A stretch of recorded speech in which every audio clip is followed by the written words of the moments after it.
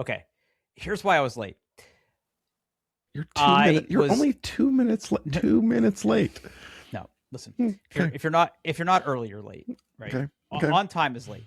Okay. The reason I was late is as I was getting ready to join the call, Mm-hmm. I noticed in the little Riverside window that it said 1080p 30 frames per second. And I Mm-hmm. was like, we got to get those numbers up.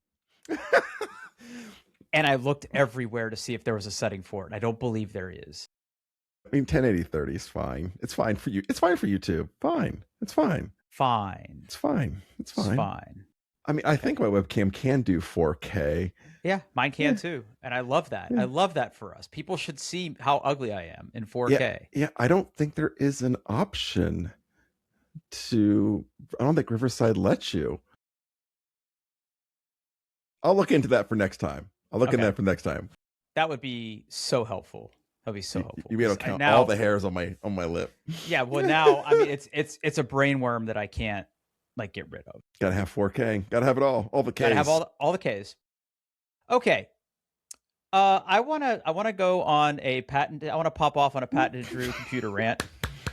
Let's do it. I'm really fucking sick of modern games in the Unreal Engine. I have heard this most recent version of Unreal is especially not great. Very resource intensive. Very, yeah. Okay. So there's been 2 games now that have just caused my computer to completely fucking crash. Really? And that doesn't happen. I have played many a game. I have used animations and other things that are Unreal based, and I've never had a problem until maybe like 6 months ago. I started noticing there were certain things that were doing it. There's 2 games I'm playing on my computer right now. One is this game called Drive Beyond Horizons, which is just annoy your friends simulator, because it's literally you and your friends get in a car and you just drive in the desert. Okay. That's it. That's the game. That's the game. But what happens is in that game, everything will be fine. I can launch the game, I can play it, and then anywhere from 5 minutes to 30 minutes later, my monitors just go blank. Like just complete video crash. I still have sound. If I'm on Discord with my friends, I still have audio. Like everything still works. Just complete video crash. The other game is this military game called Gray Zone Warfare. Again, it is the more recent Unreal Engine. Phenomenal looking game, beautiful game, same symptoms. It just complete loss of video, and there's nothing I can do except hard reset my computer. And that one's really annoying because it's kind of MMO-ish. So like if you die, you have to do a corpse run. Anyway, so I've been looking into this, and here's what I know. I know that apparently a few NVIDIA driver versions ago, there was a problem. And it had to do with certain systems, and this was like a symptom of it. And Unreal is blaming Windows. Windows is just like, whatever. Deal with it. Yeah. Deal with it. And I just want to read you a list of some of the potential solutions to this problem. Okay. Let's start with some of the more mundane ones. Turn off IPv6. Would that make your game crash? Why does so apparently okay, maybe the network stack has a bug or something. Exactly. Yeah. There's something in the network stack with hooks into events in the Unreal Engine that can potentially cause crashes to your game. Okay, turn off IPv6. I'm still crashing. Okay. Next potential solution. In Windows, turn off transparency effects. Apparently, there is some background process in Windows for like the window compositor that has a hook that if it's called at the exact same moment that Unreal is trying to call it, you can have an audio video crash. I turned off transparency effects. That helped for one game. It did not help for the other. Now we're going to get into more annoying solution land. Okay. I like to play my games in borderless full screen. Do you know what that means? Vague. It's been a while since I've really gotten to like the different modes of, but basically that means like there's no window Chrome. You're playing full screen, like it uses your entire no mod. Yeah. Yep.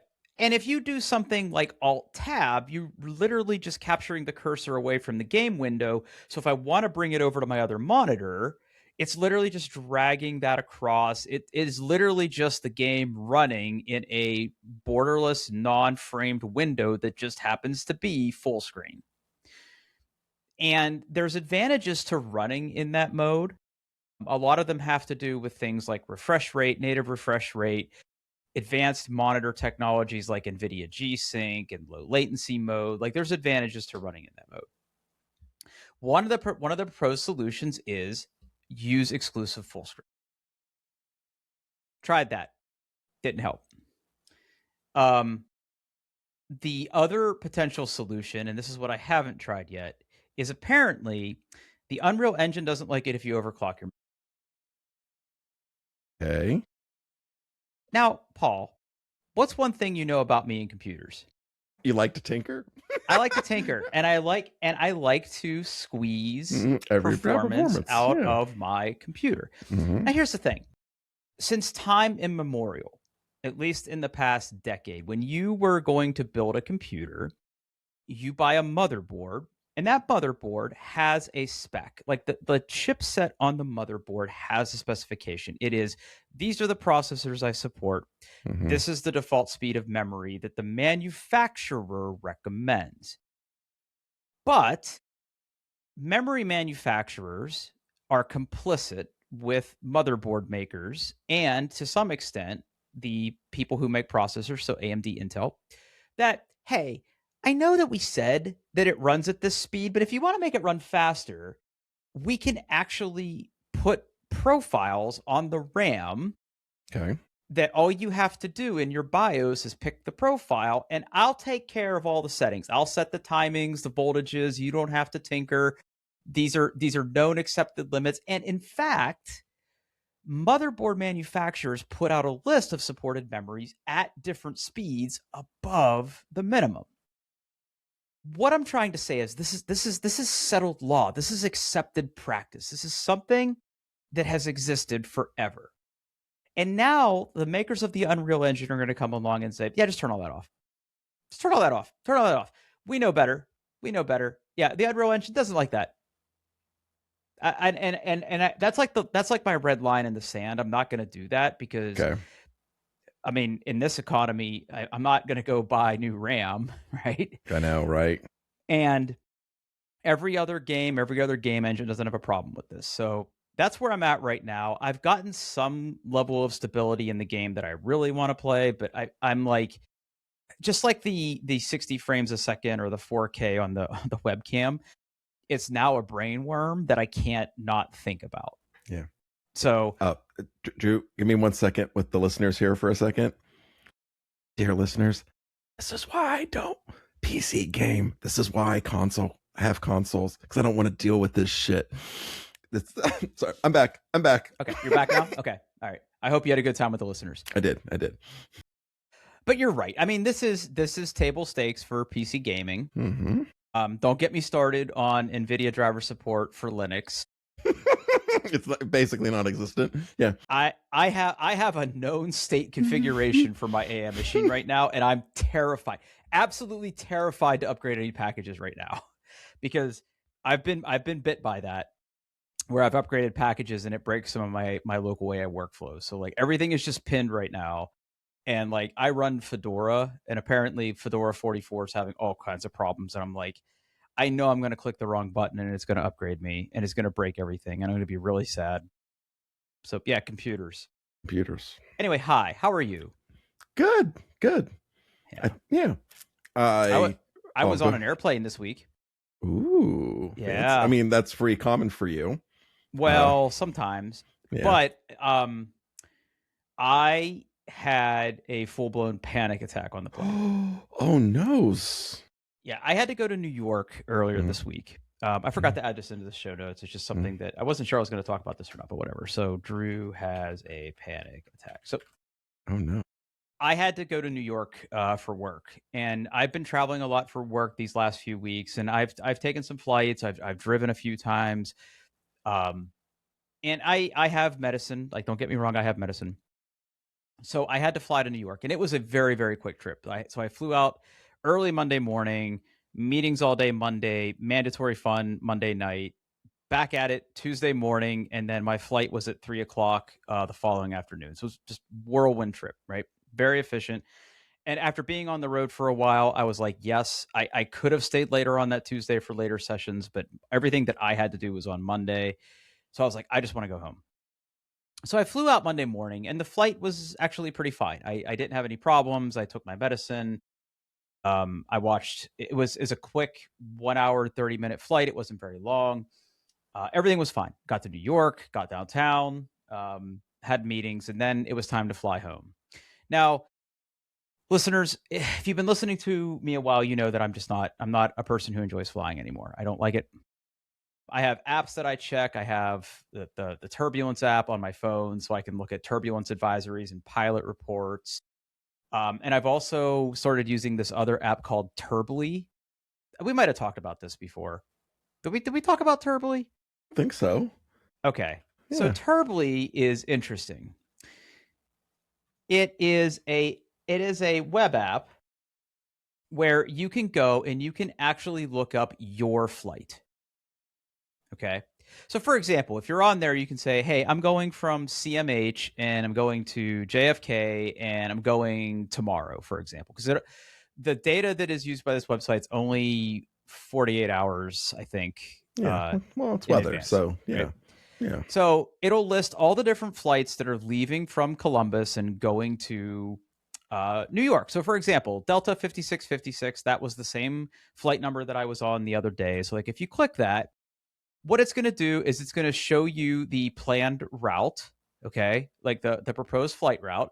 And then it's going to give you sort of a graph representation over time, what you can expect for turbulence.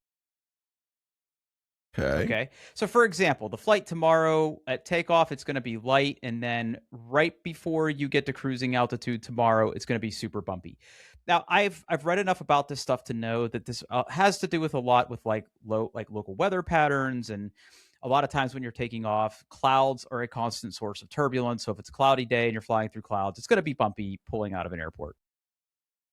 And then when you kind of get into cruise mode, you can see that it sort of stabilizes, and then it starts to go back up again whenever you're starting your descent into New York. And that to me is a moderately bumpy flight. You can see that it's very firmly in the moderate section. It sort of gives you predictions if they reroute or change altitudes. They kind of give you a band of what you can kind of expect. So I check this, I can't help but not check it. I know that it would probably be healthier for me not to check it, but this is what I do. So anyway, flight there was fine. Flight back, we're on the tarmac. It wasn't a very crowded flight. And the captain came on and said, hey, just so you know, it's going to be kind of bumpy pulling out, but once we get up the altitude, it's not going to be bad. It was extremely bumpy pulling out of New York because a weather front was coming through, like a cold front was coming through. So we were flying through clouds, and again, this is also why living in Columbus kind of sucks, because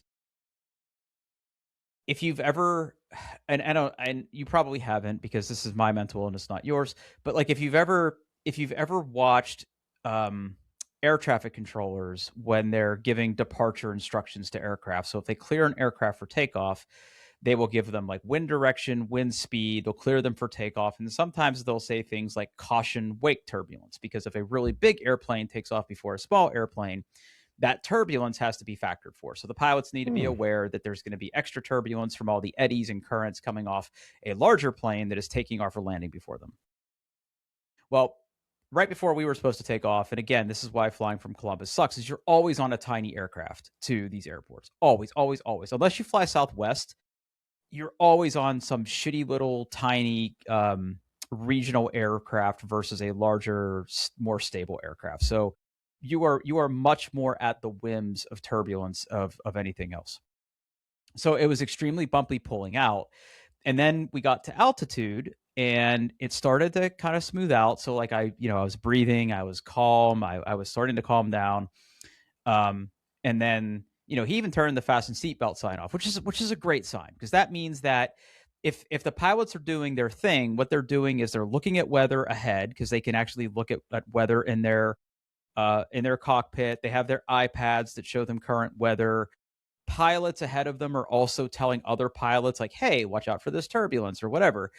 And pilot reporting is something that you can actually go and look up. But turning the fasten seatbelt on is a huge sign of relief for me, because that usually tells me, okay, Drew, you're good. You've made it. You're good. But then I think we hit some clear air turbulence, which was the absolute worst, because that's the stuff that nobody can predict, right? Wow. It got extremely bumpy. He made the flight attendant sit down, and like for the last 30 minutes of the flight, we were being bounced around pretty aggressively, to the point where like I was hyperventilating. And I'm glad that no one was sitting next to me to witness my meltdown, but like that was the first time I've had an actual meltdown on a plane in a couple years. So like I feel like I'm getting better, but what I'm trying to say is like these events still trigger me, and it's just really hard for it not to. Anyway, Yeah. that was my big thing. So I have to go back to my doctor and probably get a stronger anti-anxiety medicine, I think, is the moral of the story. Yeah. Which is pretty awful, but it is what it is. Anyway, enough about my problems. What's going on with you? Well, before I got a story to tell you. Okay. Before I do that, just to let everyone know, my son's on his way home for the summer. Already? Yeah, they're done. They're done. They had to move out today. My wife went down after work. I would have joined her, but I was at Stir Trek, that local conference today. Was that now? Yeah, it was today. Yep. How was that?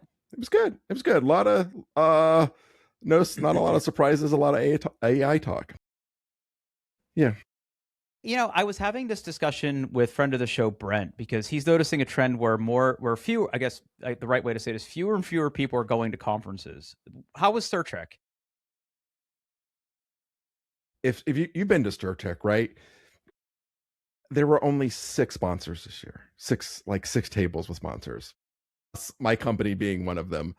It's dying. It's dying. Yeah. But I want to tell you a story, Drew. I'm gonna tell you a story.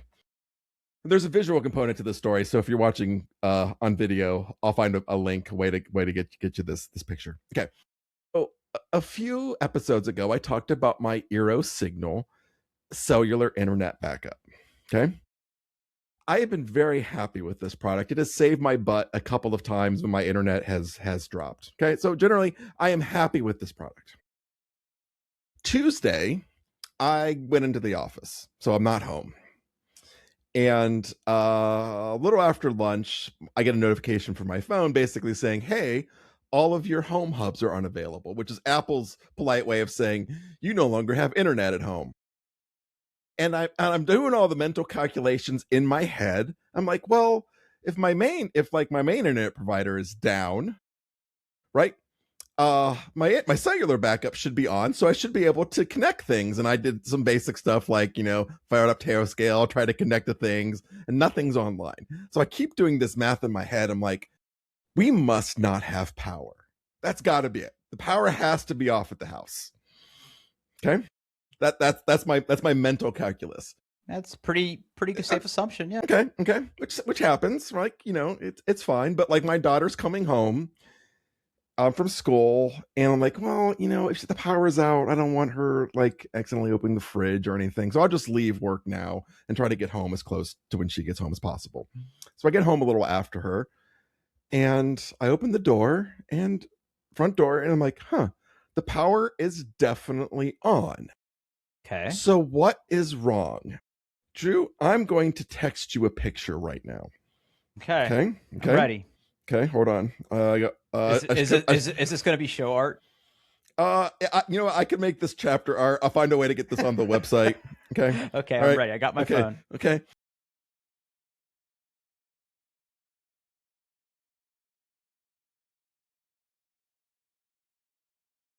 Oh.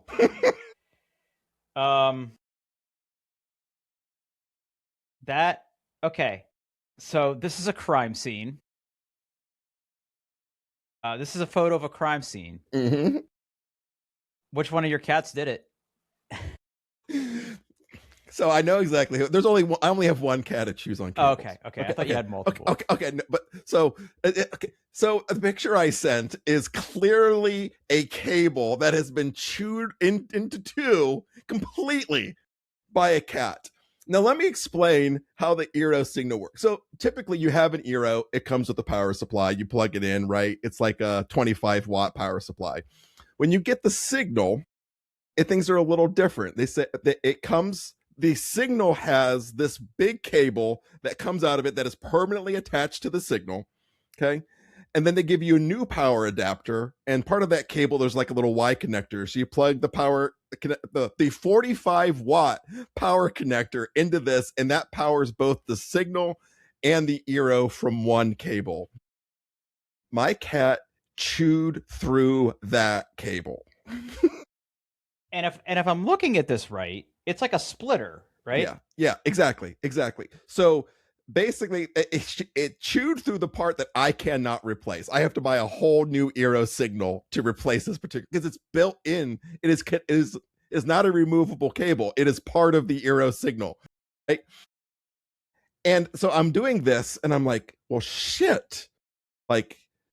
I unplug everything, and I'm like, this is a 45-watt like power thing. Yeah, is your cat okay? Now I'm thinking, am I looking for a dead cat? Or a cat that walks with a limp? I mean, yeah. So I get my daughter, and it's like, okay, like we need. I know which cat it is. I know it is, but I'm just like, just in case, I gotta find all of the cats and just generally assess their health. All the cats are fine. No, there's no injuries. We check their mouths. There's like, because sometimes you'll get like electrical burns in their mouth and stuff from that stuff. I don't know how this cat just managed to survive not getting. I mean, maybe he did get a little bit of a shock, and if that's the case, good. Maybe he'll stop fucking chewing on cables. So but, it's a 45-watt cable, but how many amps? Yeah, I don't know. Yeah.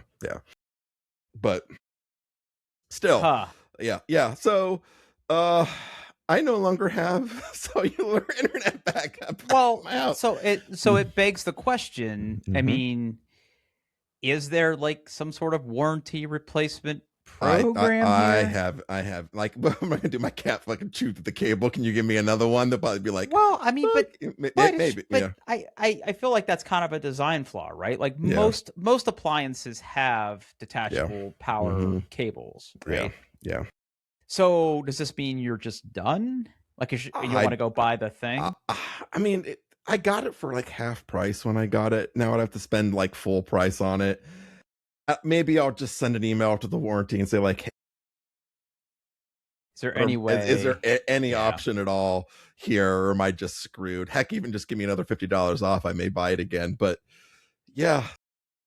How many times have you actually had to? I know you've had to use it once. I've used it. It's kicked in probably like 3 or 4 times now. You know, I still wish the kickover was a little quicker, but like, you know, my internet will drop for like 5 seconds. It's like, oh, your internet's down. I mean, I get it not wanting to do it immediately, because sometimes just like pings are high because, you know, the internet and it has to reroute. So like generally goes like, I'm pretty confident your internet's down, and then switches over. Yeah, and it's really helped. Yeah, because you don't want it to be too aggressive. Like I'll drop out of a Teams call for a few seconds and then come back on, and like I said, it does.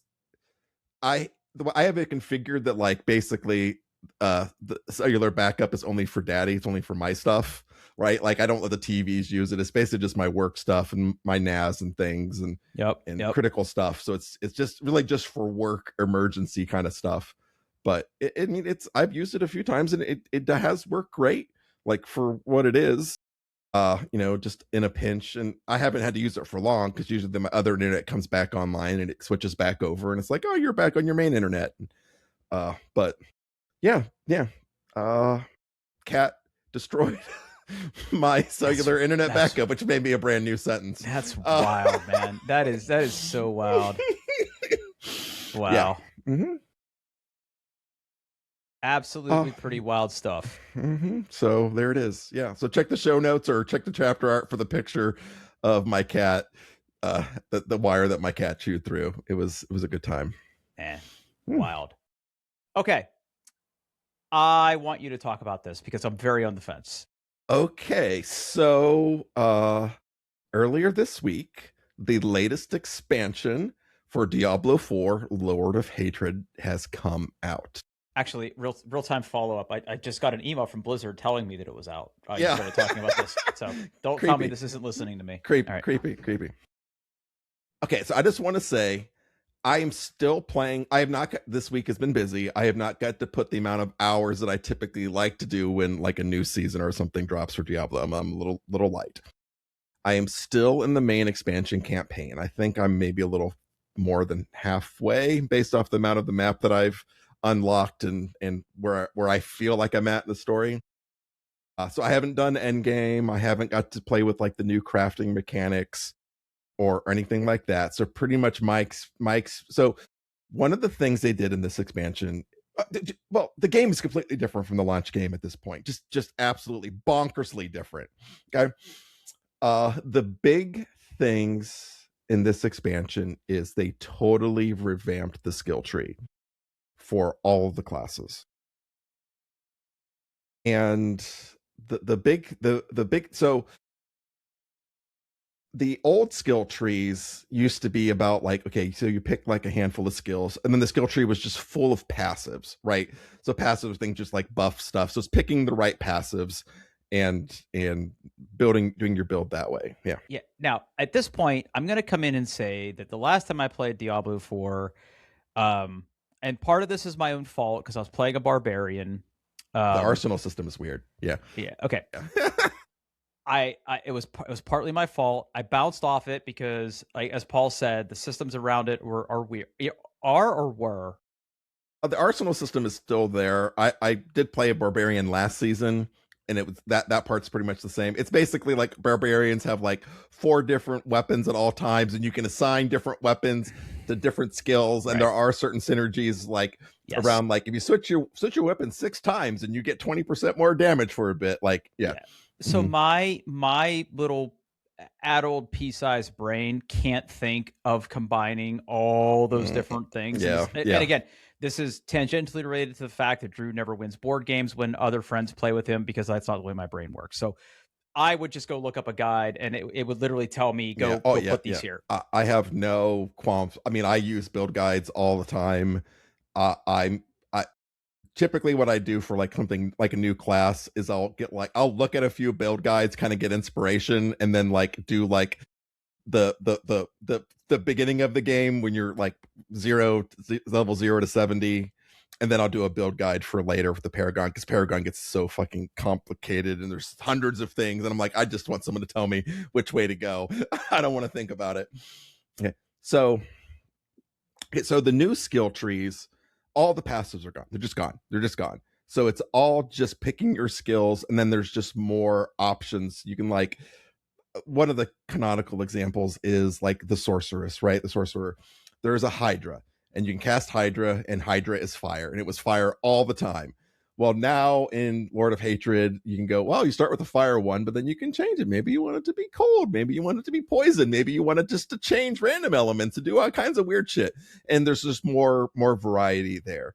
And all of the passives come by this talisman symbol. You get a charm and unlock so much talisman slots, and you find talismans, you put them in there, and that gives you kind of your bonus. So they moved it more to gear, right?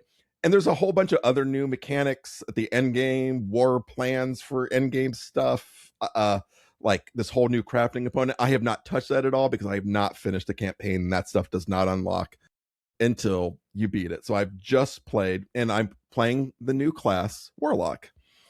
And wait, I thought Paladin was a new class. There's 2 new. So okay, Lord of Hatred introduces 2 new classes. Now technically, if you pre-ordered the expansion, you could have played Paladin last season.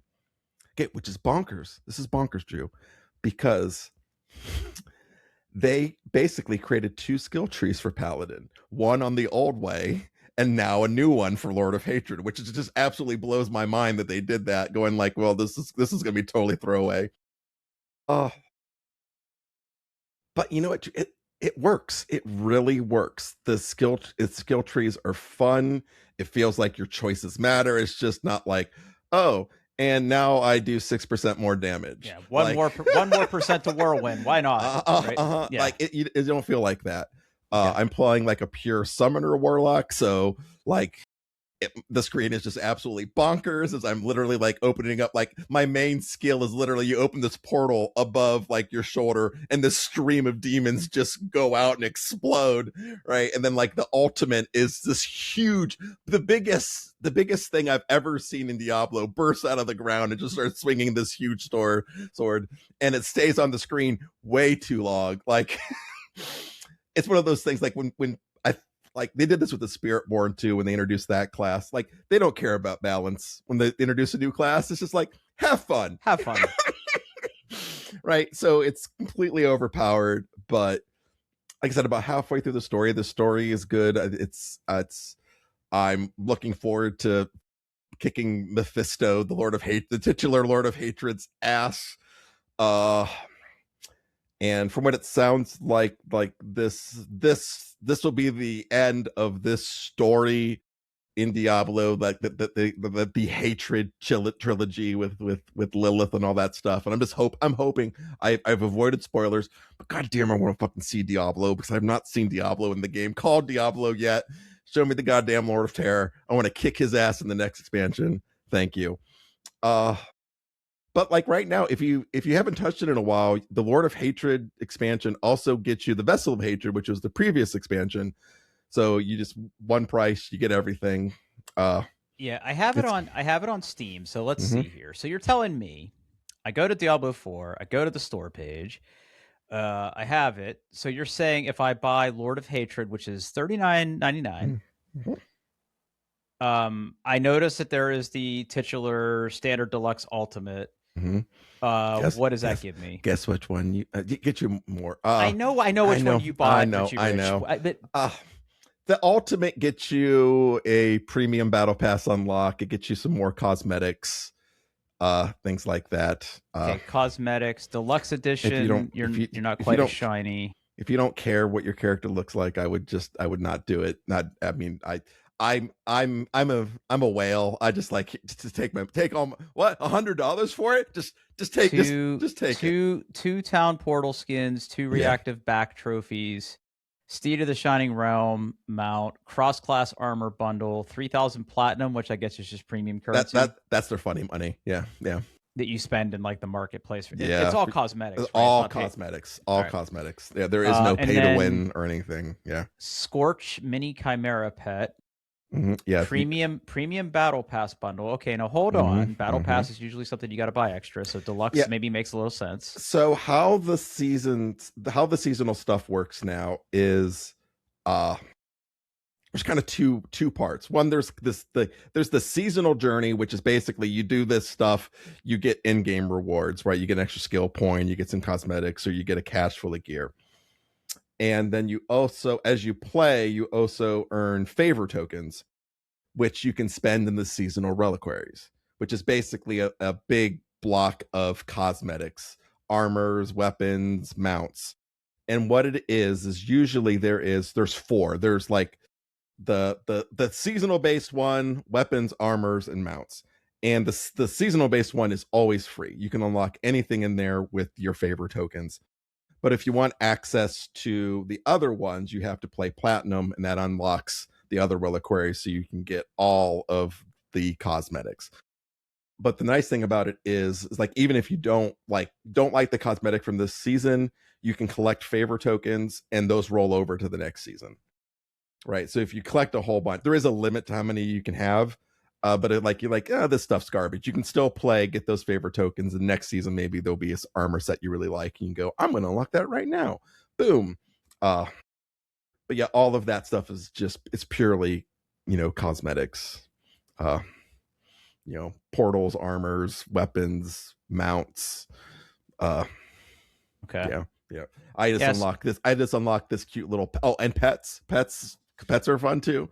I unlocked this cute little spider they call Tickles.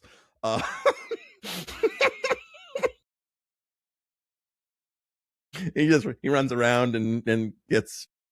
Though I did go back to I did unlock the last season they had like also you can get Doom cosmetics, and I got one of the flying skull, the flaming skull as a pet, which is nice. They just started today, or I think it was today, a huge World of Warcraft collaboration. So you can unlock a whole bunch of like World of Warcraft. You can, purchase. These are all for purchase. You can purchase these really cool looking World of Warcraft mounts and skins and stuff. It's like, yeah, but they are a little. I mean, obviously I'm wrong, because I think if they lowered the prices, they'd make more money because more people would buy them. But apparently, I know there's a fucking actuary in there doing the math and going like, no, we're fine. Yeah, we're making shit ton of money. Yeah. People are spending money they shouldn't. Yeah. Mm-hmm. Yeah. Everybody's irresponsible. I get it. But if you like, you know, I'm not going to say that Diablo 4 is easy, but it's definitely easier than things like Path of Exile and stuff. I would call it more of like a blaster action RPG. It's a power fantasy. You get in there, there's hundreds of things, and I killed them all. But I haven't enjoyed Diablo since Diablo 2. Yeah. And I loved the heck out of Diablo 3. I thought Diablo 3 was great. I couldn't. Yeah. I mean, this is more Diablo 3 than Diablo 2 for sure. But I don't know. It's good. It scratches my itch, man. I'm not here to yuck your yum. I love blasting. This is. Let me be clear. This is a game I want to like. I want to like it, but every time I've installed it and played it, I've just completely bounced off it. There's just too much. There's too much. I'm way too employed to be able to learn all these systems. I can't. What I would do is just pick your favorite. Like, I personally do a lot of like maxroll.dg, I think.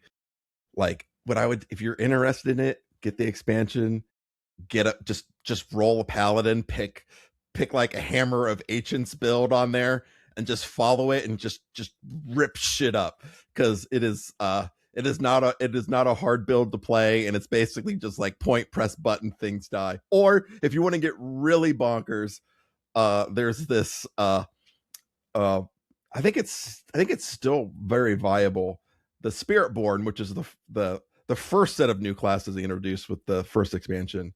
There's a build there basically called the Evade Spiritborn, and you just dodge, and as you dodge, like, you just drop bombs and like shoot out feathers and things. You just dodge around and things die. It's great. It's like a one button build. Dodge, death. Yeah, but I mean the storytelling of Diablo is not for everybody. I get that. I love it. I love the lore. I love the general concept. I love just everything about it. And yeah, there was a moment in this game where I literally like gasped. It was like, yes, because a character came back from Diablo 3, and yeah. Okay. Yeah. Now, is that going to be lost? Is that going to be lost on me because I never really finished 3? Okay. But you played the beginning of 3 though, right? Yes. But yeah, you'll be fine. But even that, even if you didn't know, it's fine. They do all like the who are you, and they explain their backstory. But I'm like, I fucking know who you are. As soon as I saw you, when I heard the voice of the voice actor, I was like, fuck yes, back. But boy. Okay. Know, all right. Yeah, all right. Yeah. It's you don't have to. You don't have to. I clicked the install button. I did not buy the DLC yet, so it's downloading right now. It will show up in my Steam library. Yeah. Maybe I'll play it. And if you want someone to sit there and walk you through, if you want, I can join your game. I mean, it has crossplay, so like as long as I know your ID, we can join. And if you want to stream some content or whatever, I can help you play. So I feel like maybe that's what's missing. I feel like if I was playing this game with somebody, it'd be a hell of a lot more fun. But you play it solo though, right? I do. Yeah. But I would no problem playing with somebody else. Even if you want to go through the whole goddamn campaign, I would just sit there and roll with it and watch the freaking cutscenes with you and answer your questions and yeah. I might take you up on that actually. Okay. I you know how I love content. I'd even drag my microphone and my laptop up to where my PlayStation is and give you good quality audio if you want to stream it on Twitch. So I'd figure all that shit out for you, Drew, for you. Buddy, I love you. Okay. All right. Maybe I'll spend $60 this weekend. We'll see. You don't have to, but just say it's good. It's good. Okay. Shifting gears real quick. I know that we're big Claude boys on this podcast. I am a big Claude boy. Yep, and I am too. I've been using it more, primarily because my work has a subscription that they have like a wrapper around for it, and I pay for a personal subscription. So do I. It looks like that they cut off people from the subscription that you and I have to Claude Code, right? I have recently upgraded to the $100 a month tier. I mean, but I'm okay with that because I've like been you're using building. I've been using the fuck out of it. Have you really? Okay, so like, so quick deviation. So what do you got going on? Is it all in service of your app or? I've really picked back up my coffee app again, and I essentially had it rewrite giant chunks of it, and it's man, it is. I mean, It's impressive. it is. It's really fucking impressive. Like, I'm not gonna say that like code is a solved problem, but like, okay, you know what? I will say, writing code is a problem that AI has solved. It has not solved the running or managing of software yet. Yep. But as far as debugging of software, even though it can't write tests. Yeah. But yeah. I mean, yeah, and you need guardrails, and you need to constantly like. I mean, I've been a big I'm a firm believer. I don't do anything without a plan first. I go into plan mode. I have it. I tell it what I want. I work on the plan, and like get everything like this is exactly what I want to do, and then I'm just like, do it, and then I walk away for 10 minutes. And it's it's gotten it mostly right for you. Yeah. Pretty good. It's pretty good.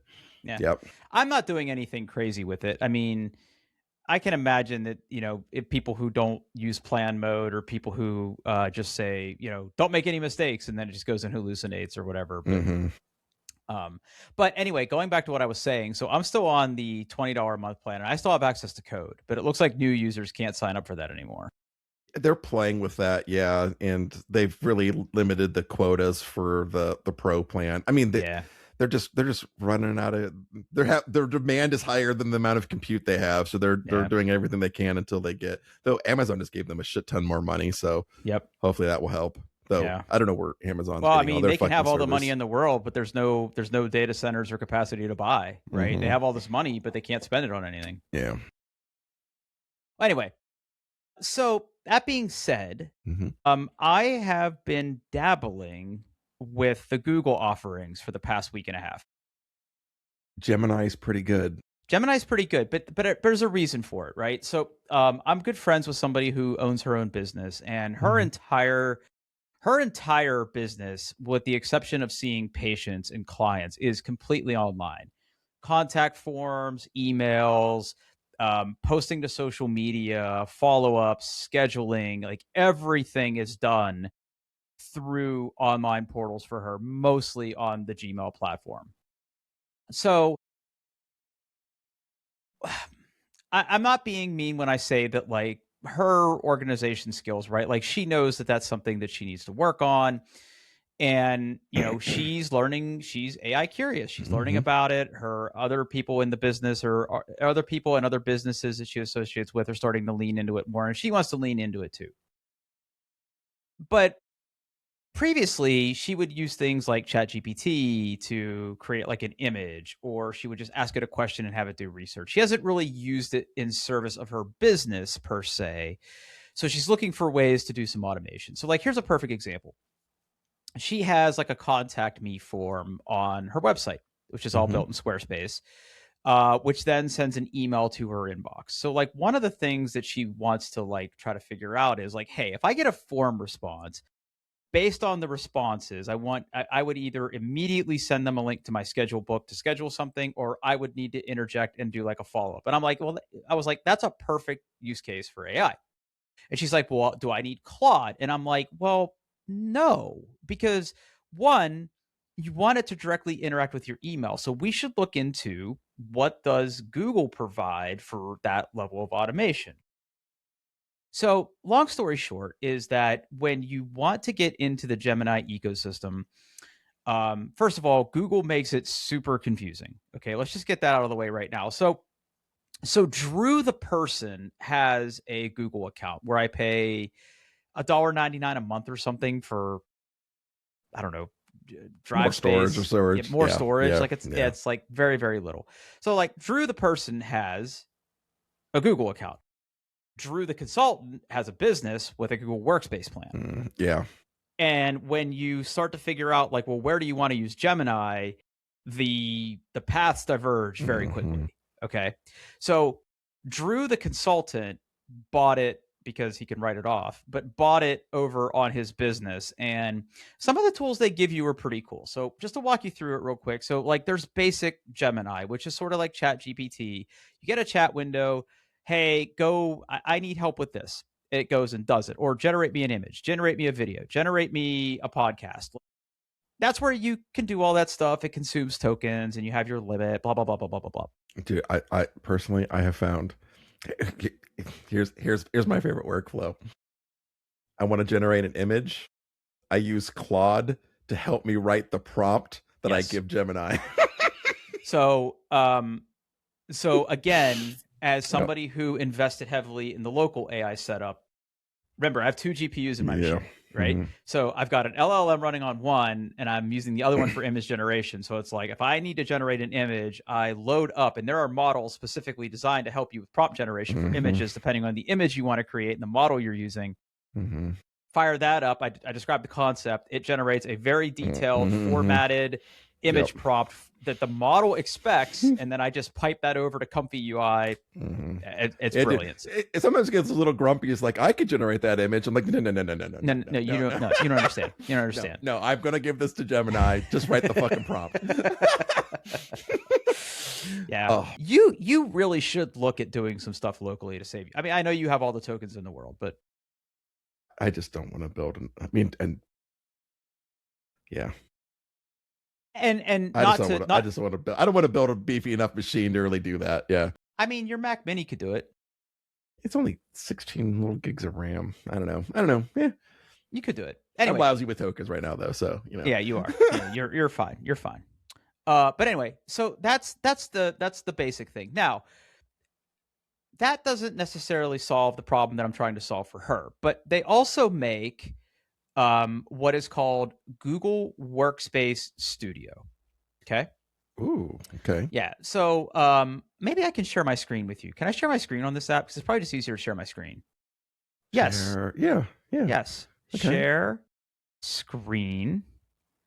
Okay. Window. Yes. Share. Let me know if you can see that. Ooh. Yeah. Okay. I can. Yeah. So automate your work with Gemini. So like here's an example, right? And this is what I've been sort of kicking around. It is a very visual designer for, it's like when I get an email, right? If it's a specific email from somebody, right?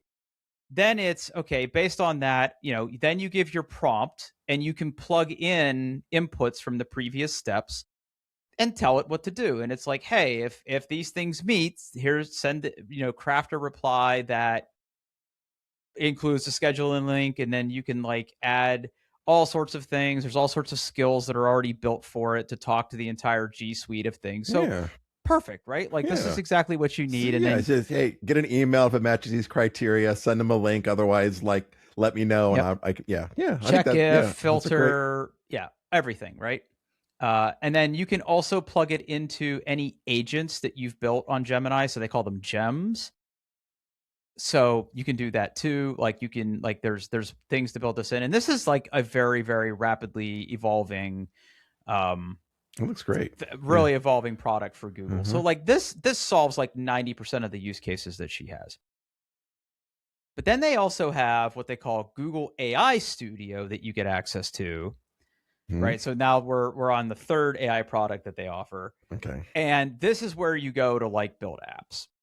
Okay. So like, for example, I was like, let's say, because like what I just showed you is great, but it won't actually send the email.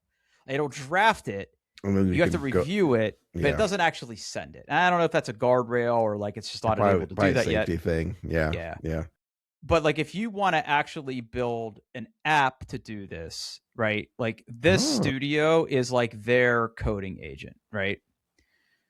I don't know what this is, why it's on my screen. It's a little, you're getting a tutorial. You're getting tutorialized. Yeah.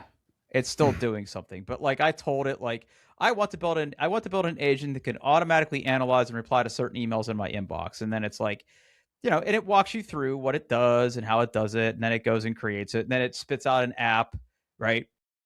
Where you can initialize the connection and it'll do the rest. So like this is where you can go to actually build things. And again, there are apps you can build. There's also galleries of stuff that people have built, you know, for different things. That's cool. And then in Gemini itself, you can create gems that lets you like, you know, give your gem a name and then describe like what you want it to do. You can give it knowledge. I mean, it's basically just like a little baby's first agent type thing. So yeah. But yeah, that's pretty cool. I've been playing with this. I mean, it's perfectly fine. I mean, Gemini's always been pretty solid. Would I replace this with like Claude in my workflow? No, but this is like because I'm already on a Google Workspace plan. Like, what are they charging me per month? I'm part of some promotional thing right now. If I go into billing subscriptions, now I have heard that I'm probably going to try this on my LA trip. Google has added Gemini to Maps. Oh, which I've heard it's better than like doing like a search. You can say like, hey, I am looking for a cafe that serves pour over coffee that I can just sit for a few hours and do some work. And it does more than just looking at the listing. It looks at like what people have said about it, what's on the internet, you know, and then actually like gives you recommendations based off that kind of stuff, which I think is great. Yeah. Like, I mean, and that's Apple's direction, right? Like they're in bed with Gemini, right? Yeah. So like I'm part of what they call AI expanded access, which is like the middle tier. The other one is like crazy expensive, but like it's $16 until August, right? So I have till August to play around with. After that, it's only $20 a month. So it's like I pay for this and I pay for Claude and I get all sorts of stuff, right? And they're pretty generous too. Like the amount of things that you get in this. So like you get access to like Nano Banana. They also have Notebook LM. I don't know if you've ever played with that. I have, yeah. So they get access to that too. So it's like you get access to a bunch of stuff with it. I mean, it's reasonable, especially if you have like a Google Workspace account. Now, if you want to do it like on your own plan, it's similar. You don't get that Workspace Studio piece. I think that is only tied to Workspace subscriptions, from what I understand, and they make it really hard to get to it. Like it's not part of like your app list. You have to know the URL. Oh wow, that's the stuff that like just pisses me off. I was like, can't you just make one thing? I don't know. Why do we have to have so many things? Yeah. So anyway, I've been playing around with that, and like my one of the things that I'm working on is being able to go back to her and say, look, here's your options. Like you have Google Workspace, like, you know, pay the extra $20 a month instead of going and buying Claude, because you're like, she pays for ChatGPT. I was like, you could just pay for this. Like this does all the same stuff. You probably get a better rate on it because you're a Workspace user. Makes sense. And the fact that it's already integrated with things like Gmail and, you know. Yeah. I've used Gemini and Gmail to find something. I could not get the right search terms into that text box to get it. But like I describe what I'm looking for, and 5 seconds later, Gemini's like, is this it? I'm like, yeah, it is. Did I do it, Dad? Did I do it? Yeah. I think this is it. Like, yep, that's the fucking email. Thank you. It's the email. And it's like, well, you asked for this, but really you were looking for this. Like, that's why I couldn't find it. Yeah, you stupid human. How dare you? It can make those leaps and connections. So it's... Yep. All right, last topic of the night. New calculator drop. The world's premier calculator podcast right here. I did... Usually when you put a link in there, I resist but I saw that. I'm like, I have to click on this right now. Yeah. This looks like maybe another calculator we've looked at in the past. I wish I wasn't broken in the ways I am broken. like there's just some really weird design choices they made. I know. Let's talk about it. That's why I put it here, right? So let's talk about it. So what jumps out at you? I do. Okay, so what we were looking for is the TI-84 Evo graphing calculator, which I'm guessing there was some focus group like, we need to take our graphic calculator, but make it more millennial friendly. I don't know. And so it's got a color screen, which is nice, but like the first thing that bothers me is the shape of some of the buttons. Yes. Some of them are square. Yes. Most of them are not. Yeah, and like it looks like they are trying to do like this like rounded thing on the edges, but like in the upper right hand corner is a little D-pad. So like it doesn't quite, like it's not consistent all the way, and then it just like that blue second button that is curved in that way, it just draws your eye and it's just wrong. And then the row of buttons before that do the curve on the bottom to kind of be like, we're part of the screen. I don't know. And like, also their color choices on those dark buttons, I don't think there's enough contrast there. I'm getting really old and my eyes suck, so I'm really big on like contrast. In fact, that was I pity anyone who sat beside me at Sword Art today, because almost always I was like, wow, that font, that slide's really hard to read. They picked some shitty colors there. I'm just like, yeah, this is how I'm broken. Yeah, and they really like blue and green. Huh? Like it's a color display. Yeah. It looks like there is some. It looks like there is some like yellow. Maybe it does all the colors. I don't know, but like everything is. I'm guessing it's got to be full color, right? It's got to be. I if would you're gonna hope have so. that many colors, why not all the colors? How much does it cost? Like $119.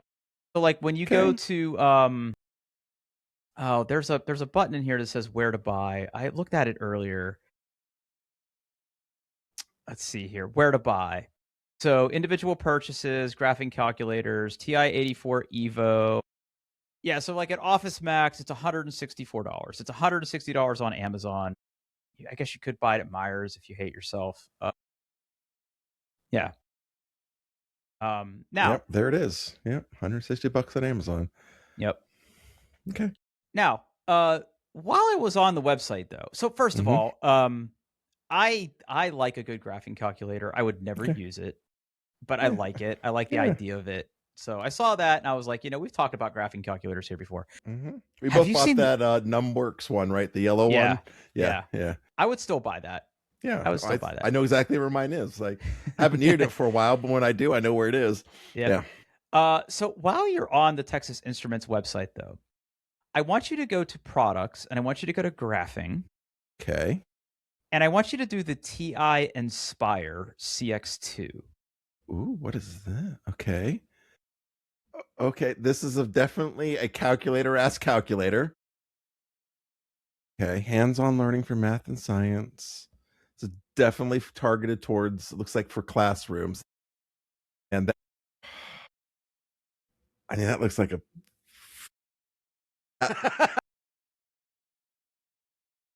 Go ahead, get it out. It's complicated because you look at that. It's very complicated. And you're like, wow, that's a fucking lot of buttons. I bet you I could do all kinds of weird math with that. And that screen looks great. And then there's just this big old zit in the middle. Yeah, I know. Of that weird ass D-pad. Yeah. With they tried to do that thing that remotes used to do, where like you have a 4-way D-pad, and then there's a button in the middle that you can push to go. Yep. Man. Yep. I mean, I guess like Texas Instruments are like, hey, we're approved for the SAT. What are you gonna do? Not have a calculator? Right. Fuck you. Right. Like, and then they also have the TI Inspire. Where's the Apple of calculators? Yeah. Yeah. I mean, it's Texas Instruments versus everybody, though, right? Yeah. Yeah. Oh. I saw this one, and this one is a little, I don't know. I like the look of I think the Inspire CX2 it looks better than the Evo. It does Yeah. look better. Uh-huh. It does look better. And it's not Yeah. that much more than the other one. So like when I go to where to buy for that, graphing calculators, TI Inspire CX2. Yeah, it's $138 on Amazon. It's actually cheaper than the other one, which is interesting. And it looked like it was a more feature-rich calculator. I don't know. I mean, and my TI-84 that I used in college, or TI-83, I should say, is over on my desk right now. Like that's what I use right now. Like that still works. It still has all my shit programmed into it from like all the classes I took in college.